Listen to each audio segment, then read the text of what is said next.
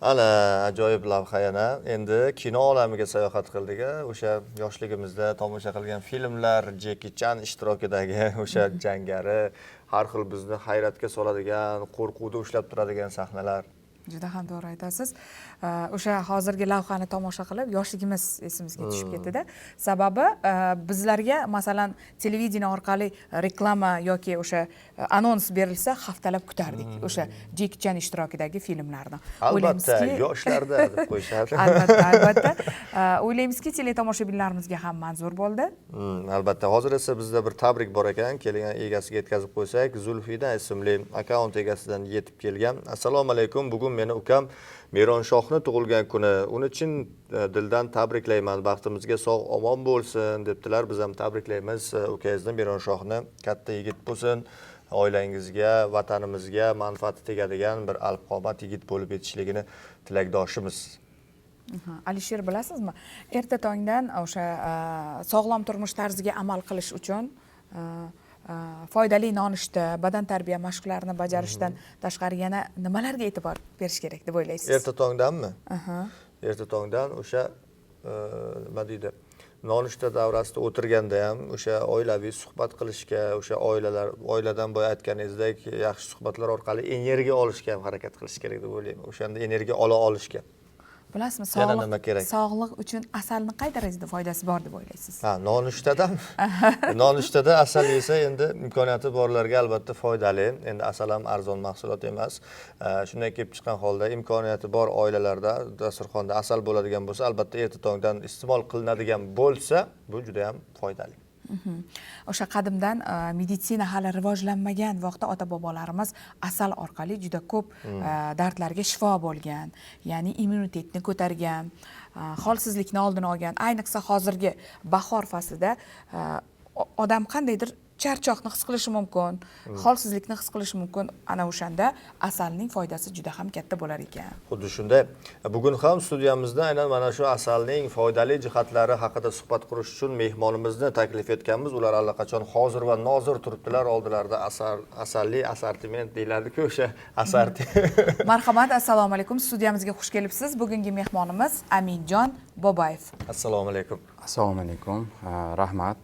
Taklif qilganlaringiz uchun, biz uchun kutilmaganda. O'zi aslida men ismim Amin Boboyev, asal arichilik bilan taxminan 15 yildan beri shug'ullanib kelyapman. Bundan oldin kasbim tarjimon bo'lgan, haligacha ham tarjimonlik kasbim bor. 4 ta chet el tillarini bilaman. O'zi aslida otamiz bu sohani 30 yil oldin boshladilar, taqdir qilgan ekan. O'shandan keyin boshida bizlar muncha qiziqmasdik. Rostini aytganda arini chaqishidan qo'rqardik. Lekin ko'rdikki, shu narsa orqali oilamiz yaxshi kunlarni o'tkazyapti, daromad yaxshi bo'lyapti va sekin asta qiziqish uyg'ondida va shu narsaga mehr qo'yganimdan keyin ancha otamga yordamim tegdi va mana hozirgi kunda 200 ta oilaga 2 kishi qaraymiz. 200 ta ona ari oilasi bor va har yili ko'proq asal olyapmiz. O'tgan yil 5 tonna asal oldik. Endi bu yil endi boshlandi. Shuning uchun bu yil hali nasib qilsa kamida 5 tonna yana olishimiz kerak. Undan tashqari asal bu juda shifobaxsh mahsulot hisoblanadi. Tarixdan buni asosan zodagonlar, podshohlar juda yaxshi ko'rib iste'mol qilishgan, chunki buni foydasini ham bilishgan. Bu yerda mana qarang, bitta arini o'zidan 7 xil mahsulotlarni olib kelganman. Endi bularni har biriga to'xtalishga bu menimcha vaqtimiz ham yetmasa kerak. Qisqa to'xtalib o'tsak bo'ladi. Teletomoshabinlarimizga qiziqda, hozir asalni foydalari haqida baribir aytib o'tishimiz kerak-da. Xo'p, unda mana masalan bu yerda 3 xil asal olib kelganman. Mana bu noyob kiygoti asali, mana bu noyob akatsiya asali, mana bu noyob o'zimizda jiyda al-Buxoriy, ya'ni o'zimizda deganim Samarqandda jiyda asalidan olingan. Keyin mana bu chiroyli qilib kelgan, mana bu propolis hisoblanadi. Mana shu narsani faqat ariyasi oladi. Bu yerdagi mahsulotlarni faqat ariyasi oladi-da. Daraxtni oddiy yumshoq anavi smolasi bor, o'shani olib kelib, o'zini qandaydir elementlarni qo'shadi-da. Mana shunaqa propolis noyob narsa yasaladi. Bu ichki kasalliklarga juda ham ko'p shifobaxsh xususiyatlari bor. Buni bizdan har kuni odamlar so'rab kelishadi. Dunyodagi eng tabiiy vitamin gulchang deyiladi. Buni ari o'zi oyog'i bilan olib kelib, asalga aralashtirib bolasiga beradi. Bolalari mana shu bilan katta bo'ladi. Keyin shunday oilalar bor, onasini olib qo'yamiz, ular ona suti qo'yishni boshlaydi. Mana shu ona ari suti bo'ladi. Bu ham erkaklik kuchiga, ayollarning kasalliklariga, juda noyob kasalliklarga o'ta noyob dori hisoblanadi. Ya'ni arini suti. Ha, ona ari suti Bu juda hisoblanadi. ham noyob. Albatta, buni rus tilida ismi mashhur matishni molachko deyiladi. Bizda ona ari suti deganda haligacha ham bir 70%, 60% odamlar nima deb tushunadi. Sotishda ham narxi ham ancha-muncha baland bo'lsa kerak. Ha, o'zi hozir Shu bir flakonni qancha misol uchun hozir mana bu bir flakon bir kishilik odamga 10 kunga yetadi. Har ertalab 1 grammdan ichiladi. Ochiq o'ringa. Tagiga qo'yib, shimib ichiladi. Mana shuni turishi o'zi 200 ming so'm. Mana aytdim. Agar avtomobil narxi undan ham arzonroq tushadi. Lekin bu hattoki meni shunday tarjimonlik paytida boy koreys oilalar kelganda, ular o'zlarini bolalariga aynan shundan yediradi. Ba'zi bolalar yeya olmasa, suvga aralashtirib ichtiradi. O'sha bolalar nimaga Bolalarga icharkan? qanday foydasi? Ular Ta'mi fizически demak asalga sog'lom o'xshamaydi. o'sib ketadi. Ha, o'sadi, bo'y o'sishga ham. Bo'y o'sishga qiynalmaydi. Hamma kerakli vitamin, Immuniteti, minerallar shuni ichida bor. Ishtahasi ularga ham ta'sir bo'lsa kerak. Albatta. Juda ham qiziqarli Sportsmenlarga ham ma'lumotlar. tavsiya etiladi. Bu kichkina bankadagi asalimiz qanaqa? Ha, bu endi tabiiy shishali idish, mana bu yerda emblemalar qo'yilgan va mana bu loshkachada o'sha mijozni talabiga qarab yozuvlar qildiriladi.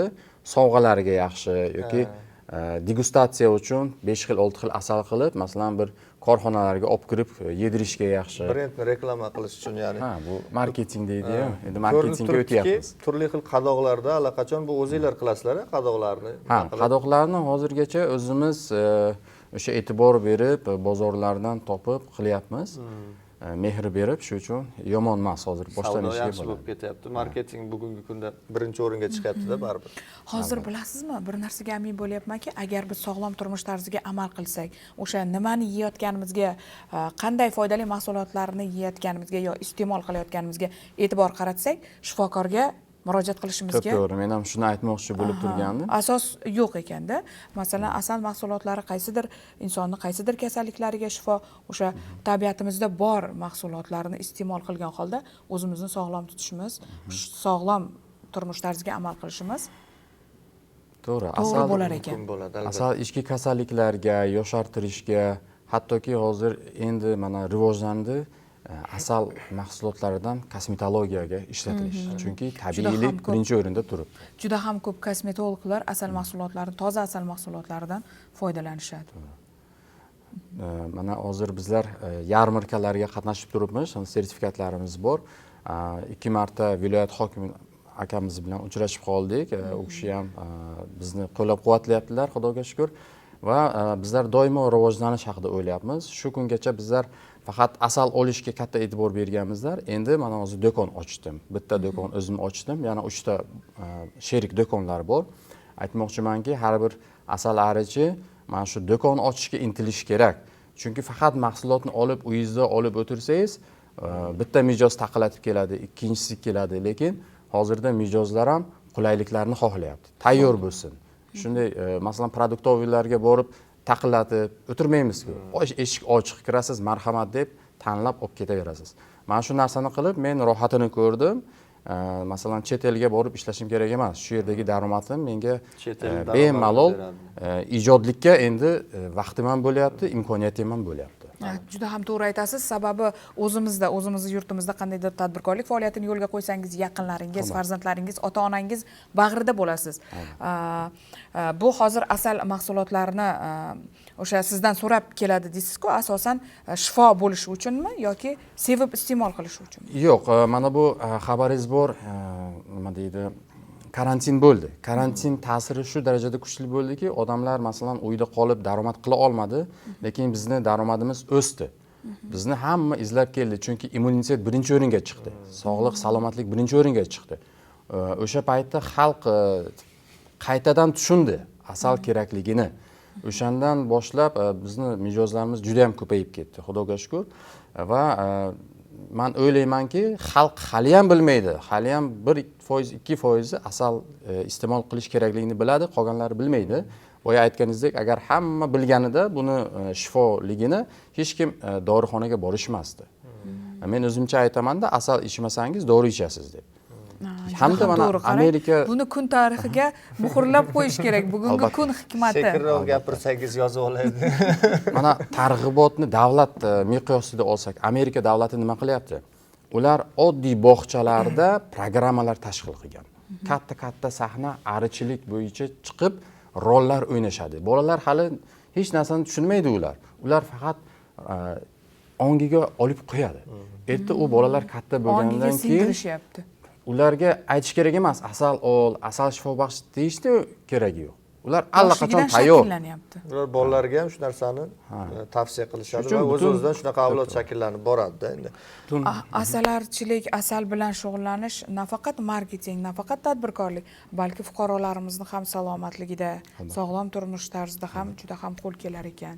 Juda ham qiziqarli ma'lumotlarga ega bo'lyapmiz. O'z-o'zidan inson shu tabobat ilmida ham o'sha yetuklashib boraverar ekanda, asal yetishtirish bilan birgalikda, to'g'rimi? Qanchalik buni dorivor jihatlari bor, o'rganasiz, o'z-o'zidan izlanasiz, to'g'rimi? Kerak bo'lsa, bemorlarga tavsiyalar ham bersangiz kerak, o'zingizning o'sha bilimlaringizdan kelib chiqib. Bu sohada yana izlanish qilishimiz kerak, o'rganishimiz kerak. Alohida tabobat bo'yicha, chunki bu inson salomatligi o'ta muhim narsa, birinchi o'rinda turadi. Bitta xato qilsangiz, birovni joniga ziyon yetkazasizda. Shuning uchun umumiy ma'lumotlarni beramiz, umumiy asalni iste'mol qiling. Masalan, shuni ham hisoblab chiqqanda bir asal yeyishni miqdori, me'yori. Ya'ni masalan 70 kilolik vaznim bo'lsa, menga 1 kiloyimga 1 gram. Kunlik me'yorim meni 70 gram. Bir kunda 70 gram asal yeyishim kerak. Har bitta tushunishimizcha har bitta fuqaro o'zini vazniga qarab, albatta. Shunga qarab asal miqdorini iste'mol qilish kerak har kunlik. Mana shuncha asalni iste'mol qilgandan keyin sizga kerakli vitaminlar tanangizda qoplanadi. Siz immunitetingiz ko'tariladi va siz himoyalangan bo'lasiz. Deylik, oddiy grippdan, shamollash, viruslardan siz sog'lom bo'lasiz. O'sha tog' asalini men bir marta shu tozasini tog'ning o'zida turib iste'mol qilganimda sal ko'proq yeb qo'ydim, boshimdan aylantirib tashladim. O'sha siz aytganingizdek ortiqcha iste'moli ham sog'liqqa zarari bor ekanda, o'sha qon bosimi ko'tarildimi, nimadir bo'ldi-da o'sha paytda. Har narsaning me'yori yaxshi. Shunday. O'sha demak har bitta asalning o'ziga yarasha dorivor xususiyati bor-da, to'g'rimi? Misol uchun tog' asali nimagadir foydali, o'sha propolis deganingiz, o'sha bu nimagadir foydali. Yantog'ni asali ham bor, adashmasam, to'g'rimi? Jiyda asali dedingiz. Ular har bittasi o'zi yo'nalishlari bor-da, kasalliklarni davolash bo'yicha, to'g'rimi? To'g'ri. Hozir bu asal haqida ma'lumotlarni eshityapmizki, tinglayapmizki, teletomoshabinlarimiz ham guvoh bo'lib turishibdi. O'sha ota-bobolarimizni aql zakovatiga yana bir bor tasanno aytmay ilojimiz yo'q.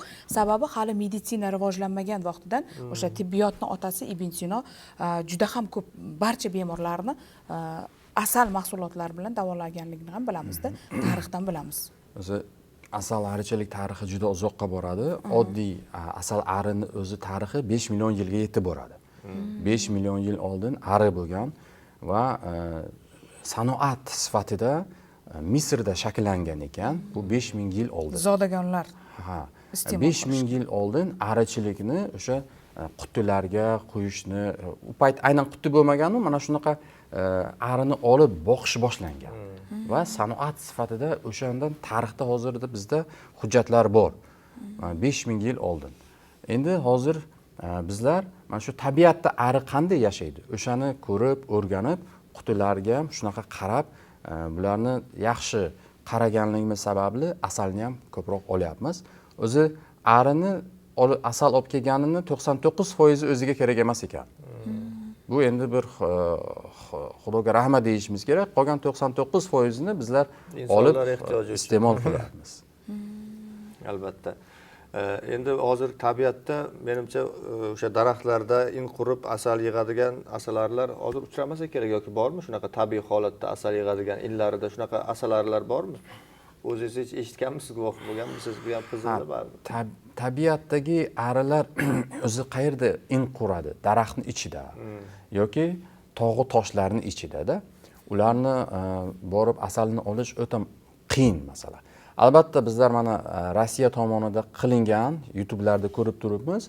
Ular oddiy nima deydi? Lesxoz deydi-yu, o'rmonzor. O'rmonzorda katta daraxtlarni chiroyli qilib kesgan, chiroyli qilib o'sha yerda arini yo o'zi qo'yadi, yo o'zi keladi ari.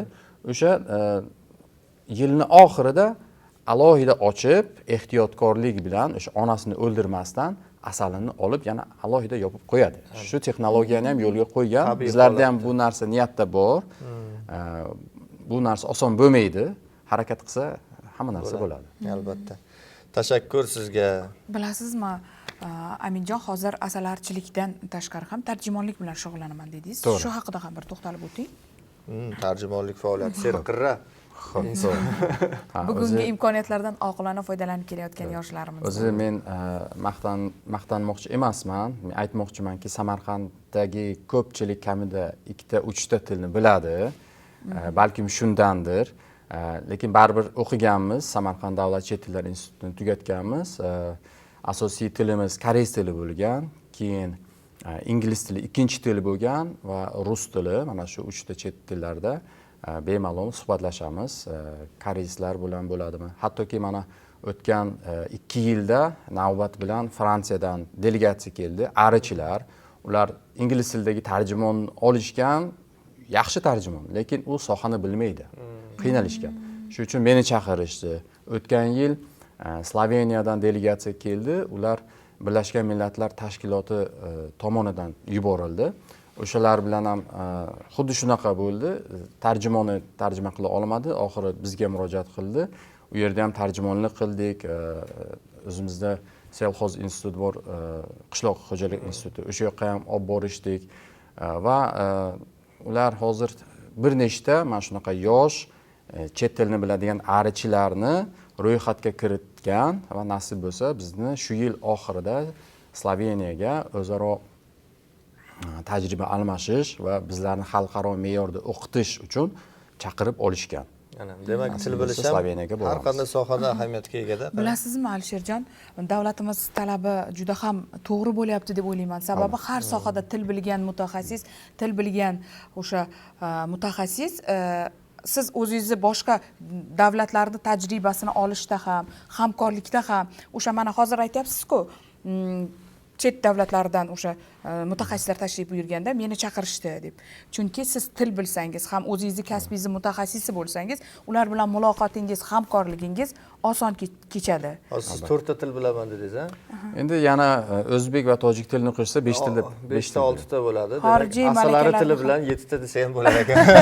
Xorijiy tajribalarni orttirishda ham juda ham qo'l kelar ekan. Albatta. Qadrli teletomoshabinlar, mana qaysidir kasb egasi, qaysidir sohada mutaxassis bo'lishingizdan qat'iy nazar qandaydir o'sha davlat jahon tillarini ham bilishingiz muhim ekan. Bu siz o'sha chet el davlatlarida ham o'sha hamkorlikni, qaysidir korxona kompaniyalar bilan hamkorlikni olib borishingizda ham, o'sha ishingizni rivojida ham qandaydir o'sish unum bo'ladi. Bugungi qahramonimiz mana bu so'zimizga nima deyishadi? So'zimizning dalili bo'la oladi. Albatta. Tashakkur sizga, tashrif uchun, chiroyli ma'lumotlar uchun, barchasi uchun juda ham qiziqarli, kerakli ma'lumotlarga ega bo'ldik, to'g'rimi? Juda ham to'g'ri aytasiz. Kasalliklarga qanday davo olsak bo'ladi, umumiy ma'lumotlar. Barchasi uchun rahmat. Rahmat, studiyamizga erta tongdan tashrif buyurganingiz uchun tashakkur aytamiz. Kuningiz unumli, barakatli bo'lsin. Samarqand viloyat asalarichilar uyushmasi nomidan katta rahmat. O'zi viloyat asalarichilik uyushmasida muavin bo'lib, ya'ni o'rinbosar bo'lib ishlaymiz. Qo'limizdan kelgancha mana shu tashkilotni qo'llab-quvvatlaymiz. Tashkilot bor kuchi bilan harakat qilyapti. Barcha arichilarga yordam berib turibdi. Hammani ishiga rivoji bo'lsin. Doimo hammalaringiz sog' salomat bo'linglar. Yaxshi kunlarda ko'rishaylik. Rahmat, sog' bo'ling. Azizlar, dasturimiz davom etadi. Demak, tomosha qilayotganingiz Assalom Samarqand dasturi va bizda yana bir tabrik bor. Musaqulov ismli Musaqulova ismli akkaunt egasidan yetib kelgan. Assalomu alaykum Samarqand telekanali ijodkorlari. Biz oila a'zolarimiz bilan tomosha qilamiz. Bugun katta o'g'lim Mirzohid Musaqulovning tug'ilgan kuni. Barcha oila a'zolarimiz nomidan onasi Hafiza opa va otasi Shavkat aka Suyarov tabriklashadi debdilar. Tabriklaymiz, biz ham tug'ilgan kunlari muborak bo'lsin. Farzandingizda Mirzohidni bunaqa yoshlarni ko'pini ko'rib yursinlar. Bugun tavallud ayyomini 26-mart sanasida tavallud ayyomini nishonlayotgan barcha yurtdoshlarimizga tavallud ayyomingiz muborak bo'lsin deymiz. O'ylaymizki, bugungi dasturimiz sizlarga manzur bo'ldi, foydali maslahatlar, mehmonlarimizni taklif qildik. O'sha mutaxassisligi bo'yicha o'z o'rniga ega bo'lgan mehmonlarimizni taklif qildik. Bir-biridan ajoyib lavhalar, diltortar taronalar. Menimcha bugungi tongi dasturimiz kun davomida muxlislarimizga a'lo kayfiyat ulashishga harakat qildik va biz buni uddalay oldik deb o'ylaymiz. Qadrli teletomoshabinlar, tomosha qilganingiz Samarqand telekanalida Assalom Samarqand musiqiy dam olish dasturi edi. Rahmat. Demak, har qayerda, har joyda o'zingizni ehtiyot qiling. Shunchaki siz kimgadir kerakli insonsiz, buni juda ham yaxshi bilasiz. Omon bo'ling, kelgusi efirlarda ko'rishguncha. Salomat bo'ling.